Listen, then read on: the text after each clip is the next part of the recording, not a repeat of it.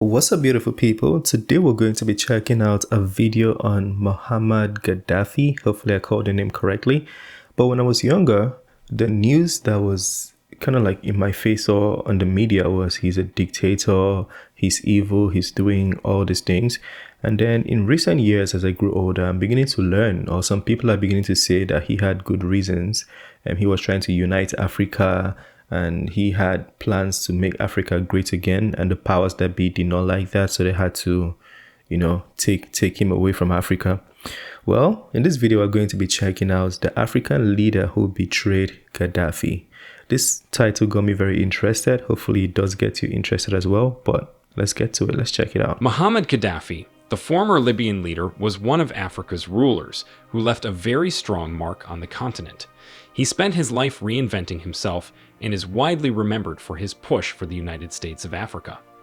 Even after 40 years in power, Muammar Gaddafi had grand ambitions for his country and Africa. The story of his downfall is greatly centered around love, money, and betrayal, but the landmark he created is still one of the most remarkable in the 21st century. During his reign, Muammar Gaddafi showed much love towards a particular country, its people, and the president of this country. But at the end of it all, it was this same president, the same one he considered his friend, that betrayed him. Who is this? So which country is this, and who is its leader? The country we are talking about here is Uganda, and the leader that betrayed Gaddafi was no other than the Ugandan leader Museveni? who propagated his betrayal. In 2016, President Yoweri Museveni of Uganda wrote a letter criticizing the United States and the African Union for their intervention in Libya and the wide Middle East region. He also stated that the US and the European Union had no business dislodging Gaddafi and Saddam Hussein of Iraq. But why did Museveni betray Gaddafi? Before we get in deep into why, let us see how they even got close to each other, how they became friends, and what really happened that Museveni had to betray his own friend. Gaddafi's relationship with Uganda didn't just start when Museveni came to power. Gaddafi had been a longtime friend of Uganda. His relationship with this country he loved so much started as far back as the 1970s during Idi Amin's regime. He provided so much support for this nation, moral, economic, and military support to Amin's government during this period. Each time Idi Amin's government was faced with an attack, there would always be one person who would come to his rescue, sending troops and military support. It was no other person but Gaddafi. But all his support and friendship ended in him being betrayed, as you will soon find out what happened. Let us know if you are enjoying this video by hitting the like button and subscribing to the new tourist channel. Keep it going, I'm curious. After so many attacks I like Museveni. I didn't think he would do this. and resistance against Idi Amin, he fled the country in 1979 for Libya, where he later on moved and settled in Saudi Arabia. After Amin was overthrown in 1980, Uganda decided to organize an election to choose its next leader.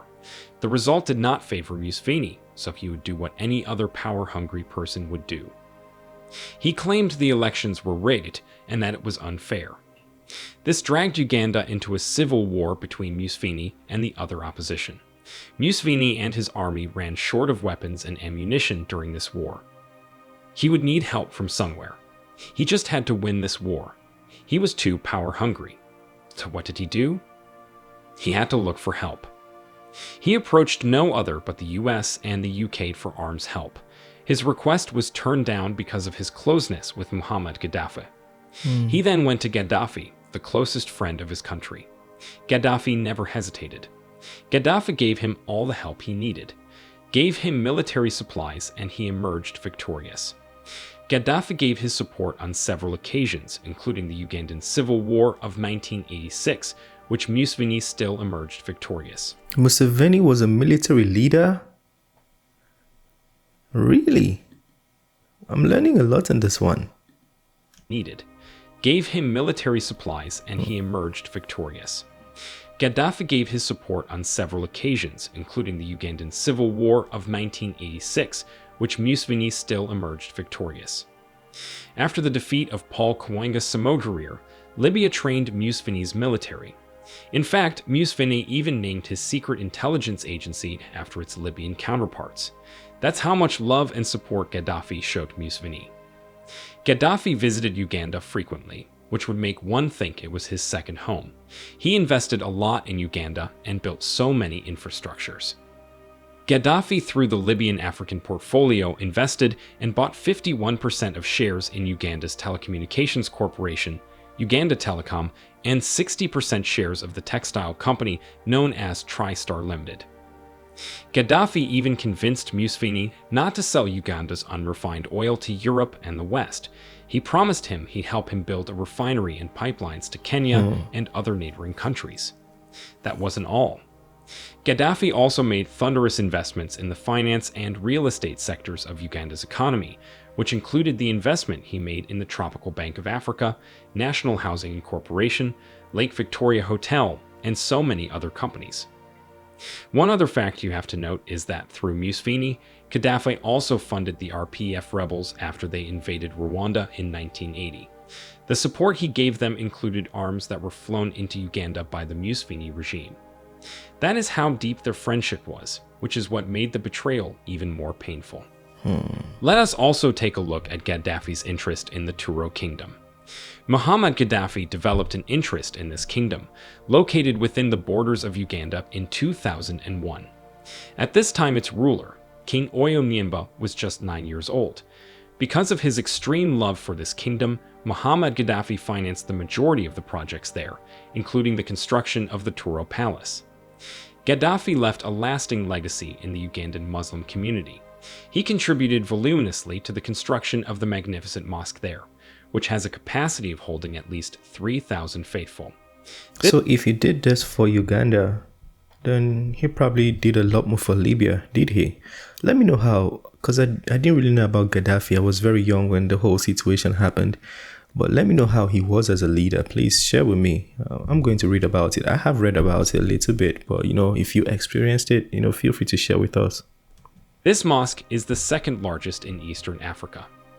Gaddafi even joked with Museveni, asking him to rule for life during his visits to Uganda. He went further, asking him why he even bothered going for elections. On one of his visits there, he promoted one of Museveni's sons in the military from captain to major.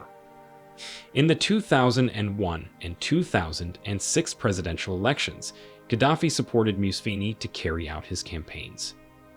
Their relationship seemed so strong and unbreakable, but that was not the case till the end.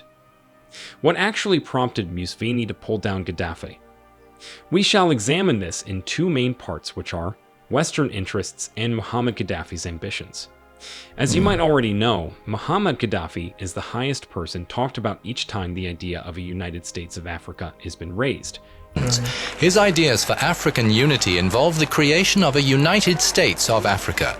Just like Kwame Nkrumah of Ghana. Kwame Nkrumah. Gaddafi poured a lot of effort into the quest for African unity. During a summit held in 1989, Gaddafi succeeded to convince 45 heads of state to approve the creation of an African Union, which replaced the Organization of African Union. For more than 10 years after this, Gaddafi stood as the most popular advocate for this union. Still, in 1989, he came up with the idea of the United States of Africa, which he envisaged will have a single currency and military. The African Union, according to him, was to be used as a facilitator for this dream of his. Roughly 15% of the money used to finance projects of the African Union came from Libya during Gaddafi's reign. This, however, was a scary idea to Western powers and some African leaders, who thought this will distort their prestige, influence, and position in the continent. The idea brought division among African leaders on the matter. Surprisingly, Yoweri Museveni was also against this idea. Museveni was a man that Gaddafi had helped a lot in the past and even made him gain much power in Uganda. He had invested a lot in his country and backed him in times of need. Why did Museveni disagree with Gaddafi's idea of creating the United States of Africa? First, it was a threat to his grip on power in Uganda. So I'm aware of Mr. Gaddafi's approaches and efforts to get a foothold in your part of Africa and all. And I just like to intervene and caution. He appreciated Gaddafi's take in a flattery manner, but did not actually fight for the course. He refused to be ruled by another leader. It will either be him or no one else. Second, Oh, so Gaddafi was trying to take over Uganda? Is that what you're saying? Or if Gaddafi was the leader of the African Union, then it would mean there were no other African leaders or other African presidents. Wow. Isn't that what Julius Malema is asking for? It means they're going to disagree with Julius Malema as well. Secondly, Museveni's power was becoming much felt in the region, and in this position, he served the interest of the West through military actions in countries like Somalia. He also provided intellectual support to the CIA leaders. Mr. President, I started fighting Gaddafi before you started. What? I started fighting Gaddafi before you started. With this, he prioritized the interest of the West before those of his African compatriots. When this decision was finally tabled in an African Union meeting in Accra, Ghana in 2007, Museveni fiercely shot it down. He feared that supporting the idea of African unity will create problems between him and the Western powers. He was aware that these people kept him in power and could oust him from there at any moment. Museveni was also afraid that, upon betraying Gaddafi, he will face some difficulties in his military and financial whereabouts. He knew so well that resisting Gaddafi was far easier than resisting the West. The betrayal of Gaddafi was accelerated by Museveni's reactions. On June 13, 2008, during his son's graduation in the United States, Museveni expressed his consent to the Assistant Secretary General of State for African Affairs, Jende Fraser. He said he did not deem a united Africa necessary due to linguistic and cultural differences. He went further to say that Gaddafi bribed small African countries to support him and made it difficult for them to speak out during African Union and other international meetings. Museveni noted that tensions with Gaddafi, which kept growing, will result in an attack on his plane while flying over international space. He requested help from the United States of America, which he did receive. Gaddafi was not so worried about Museveni's relationship with America, but his popularity in Uganda. When Gaddafi paid a surprise visit to Uganda in 2008, Museveni's government saw it as a plotted attack on their president. During a 37-minute talk at an Arab youth event in Uganda, Gaddafi switched talk and said that he wanted now to work with traditional leaders and not elected presidents to achieve his plans for the United States of Africa. Ooh. In 2009, he brought together some African traditional leaders to discuss the unity of the continent. When this came to Museveni's notice, he blocked Ugandan traditional rulers from attending the meeting. Museveni had convinced Gaddafi that the United States president at the time, George Bush, removed sanctions on Libya and will carry out investment in his country if he destroyed his weapons of mass destruction. After talks with some British diplomats, Gaddafi was told that Museveni had sold him alive. Declare and then to begin to dismantle the nuclear program and the chemical weapons program. You said at the time that Libya expected some enormous benefit, a very real benefit. And many people in Libya say they're still waiting for that benefit. What is Libya waiting for? What do you expect from the West? I don't believe America fulfilled its commitments and pledges vis-à-vis Libya regarding this point. We have been told that President Bush is a man that honors his own word, and so far we are not so sure of that. What specifically are you waiting for the U.S. to do? What complaint do you have with President Bush? This was Gaddafi's greatest mistake that led to his downfall. He did not own a strong nuclear weapon that could neutralize NATO forces. Museveni since then has been trying to step into Gaddafi's shoes to champion African unity in finance and security. He is strong in some areas, but he lacks the charisma and financial power to carry out this project. He might not be supported. So why was he against it to start with? Or was Gaddafi greedy, or did he perceive Gaddafi to be greedy and power hungry? It could have been as a friend, that's what you were noticing. That was the energy you were picking up, and you don't want this man to be the leader of all African countries if he's like this. I'm not trying to make excuses for Museveni. I'm just sharing another perspective or option. But let me know what you think of Gaddafi and this relationship with Museveni. Even if he achieves this, even the West will not, because it is the same reason they fought Gaddafi. In 2021, during one of his speeches, Museveni mentioned that the plans of the Western powers were narrow ones, and surprisingly, these are the same people that he had sold Gaddafi to. The mosque, which was built in Uganda and named the Gaddafi Mosque, was renamed 2 years after his downfall to appease their government. Now, close to 2 years after Gaddafi was killed, the Uganda Muslim Supreme Council has dropped the name to appease the current Libyan government. The only thing Museveni could have done was not to blackmail Gaddafi, because he was the only African leader he feared most. It is certain that when Museveni's time to drop power will come, no one will be there to save him. That's where we round off the video on the man who betrayed Muammar Gaddafi. Wow. That was an interesting one. I never would have thought it was Museveni. Oh, yeah. Let me know what you think about that one. It's quite interesting because I like Museveni too. Like, I mean, I just started listening to him like maybe like a month or few months ago, and he sounds like his head is in the right place now. I don't know what he was thinking about then, but the history in that video seems like he was power hungry. Is that true? Because he even was ready to go to a civil war to get power when the elections did not favor him.